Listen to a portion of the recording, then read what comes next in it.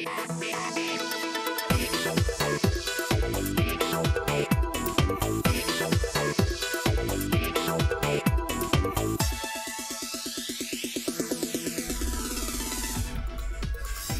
welcome to Profiles. I'm Annah Stretton.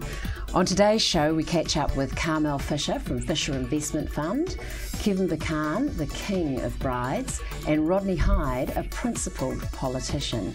Welcome, Carmel. Thank you. Hey, investing funds. That's something that you've been doing for 10 years now, is that right with my reading? Well, 21 years. Oh, 21 years. But 21 years involved in the share market. Yeah. Is it 10 years that you've been on your own, that you started? 9 years. 9 years? Yes, we're in our 10th year. Yeah. Yes. So you tell us a little bit about how you got involved and how you started.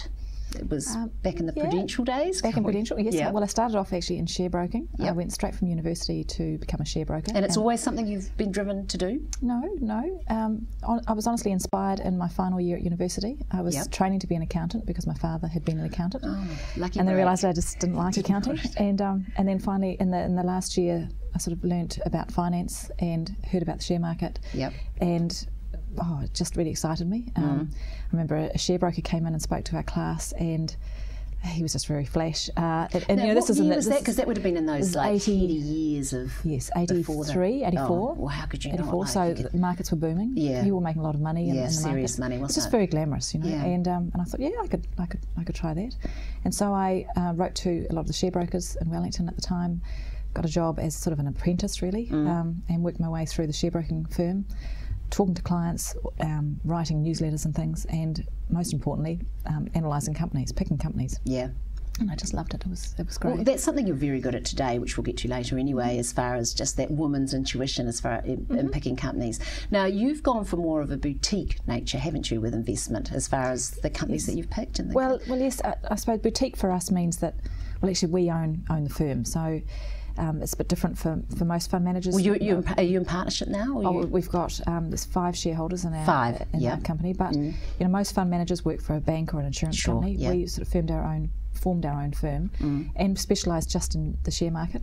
Yeah. So we don't invest in property and fixed interest and finance companies. Yeah. It's literally just the share market. And not only that, we focused on small companies within the share market. So we weren't that interested in investing in large companies that have got lots of sort of subsidiaries that you've got to get to know. Just there's something really exciting about finding a small company, going and talking to the chief executive, who is often the founder of the company. Well, there's quite a neat story that I've heard you tell of Michael Hill when you went out. So share. Yeah. Well, look, Michael Hill. I've been invested. I think I was the second largest, or our fund at Prudential. We were the second largest shareholder in Michael Hill, apart from Michael Hill. And I remember going up to Whangarei and visiting to meet him and to look at the company. And was he surrounded by diamonds? Well, no. I expected that. Yeah, I just expected everything to be velvet lined. You do, because that's what you expect in jewellery. Because even the dust would be worth money up there. Absolutely. Yeah. But no, the jewellery was that the stones and the metal were in little snaplock bags in a sort of like a cupboard. Yeah. In little shoe boxes, and I thought I was just so underwhelmed. And the guys who were making the beautiful jewellery were sitting there because it was hot, and they had these big black leather jackets on, and all the gold dust and things would just sort of sweep into their pockets. Yeah.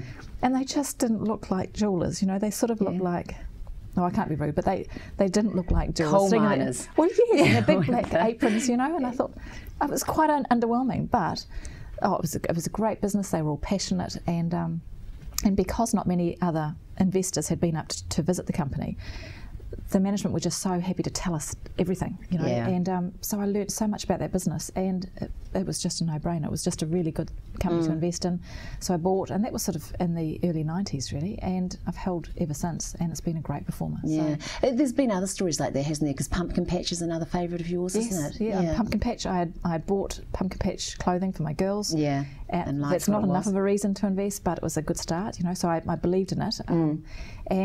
But then I thought, well, no, you've got to do your research properly. So we went over to Australia because they make more money out of Australia than they do out of their stores in New Zealand. And we went around and visited a whole lot of stores, talked to the other ladies in the store, and of course most Australians thought it was an Australian company, and that's always great. If a New Zealand company can make it in Australia and be thought of. Well, most of them don't. So No, as you say, right, that is that's right. great. I mean, even the red sheds didn't make it over there. So Exactly. yeah. So they did it really well. And then, you know, when you talk to customers about what they like about Pumpkin Patch, they'd all say, look, we know it costs more than the clothes that we could buy at Kmart or wherever, you know, cheaper clothes. We know we're paying a little bit more, but we don't mind because it's nicer clothing, and so we, you know, if our kids have got a birthday party or whatever, we'll buy Pumpkin Patch clothes. Well, for us that was really important because if people knowingly pay more it's just for an a similar integrity garment, of the brand, isn't it? we know it's scalable. We know they can take it anywhere around the world. Yeah. And sure enough, they've taken it to the US and to the UK, and it's a wonderful story. It really is. Yeah, absolutely, and it's quite unique in New Zealand because there's not many of them, or many of us, that have got very far in our industry as far as exporting at that sort of level. So it is very special. But it's more that woman's intuition that I love about you, because that's how you assess companies, isn't it? Yes, I mean, when you go and meet companies, it's not that old boys bravado. It's all based on this gut thing when you go and sit in front of them. Yes, I mean, look, I'm not great at maths, you know. And you'd think most people who would invest accounting must know the numbers. Well, I didn't had go into years of accounting, right? I know, but you accounting. kind of studied that way. Well, I studied it, but, you know, it's not my forte. Yeah. But I do believe that having met, you know, hundreds of chief executives and chief financial officers and sitting just face to face with a business person, I think you can learn over time how to suss out a good one versus a bad one, you know, and how to find a chief executive who is absolutely passionate about the business and is likely to be able to achieve what he says he's going to achieve, you know. And so, yeah, I think gut feeling has really paid off. There have been some businesses where I've met the chief executive and thought, no, I just don't like who he is. Don't really like you. I don't believe you. You know, I think you're exaggerating. I think you're a dreamer. I mean, it sounds terrible, but I have avoided mistakes because of the gut feeling. And I've also found others that I've just been prepared to back, and they've paid off in terms of investment returns. So, See, a lot of those people that you would see in those positions would be men, wouldn't they? Yep, 99.99%. So you having to read an absolutely different psyche to the way we think when you get in front of that. Yes, I mean, luckily I have male colleagues who come along with me, and I mean, some meetings in the early days I did on my own, but it is good to have a male with me, and you know, we both take different things out of a meeting. But when we both come out of a meeting with the chief executive and think, yes, we've got to be into it, well, you just know. So yes, we don't put a lot of emphasis on the quantitative aspects of investing, you know, the going through balance sheets and so on, because actually if that was all there was to investing, then, you know, accountants would be the richest people in the world, right? Because they'd be able to go through balance sheets, pick a good investment and make a lot of money, and it just doesn't work that way. No, it definitely doesn't work that way, does it? You know, for us, it's the meeting with companies. We write down what the company says they're going to achieve, and then we go back 3 months later or 6 months later and tick it off and say, did you actually achieve what you said you were going to do? And yeah, more often than not, we get it right. Yeah, absolutely. I mean, and you have got it right, because you are one of New Zealand's most successful investments funds. Is that not right? Yeah, look, we're really proud of it. We are the top performing New Zealand share fund for 2 years, 3 years, 5 years, 7 years. So it's we're just delighted with that.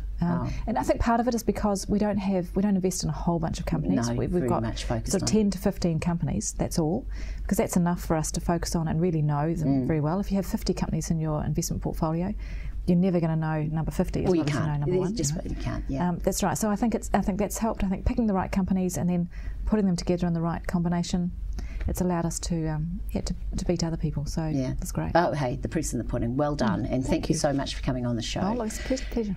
And after the break, we catch up with Kevin Bachan. He is the king of brides and a fashion icon that's been in the market for over 40 years.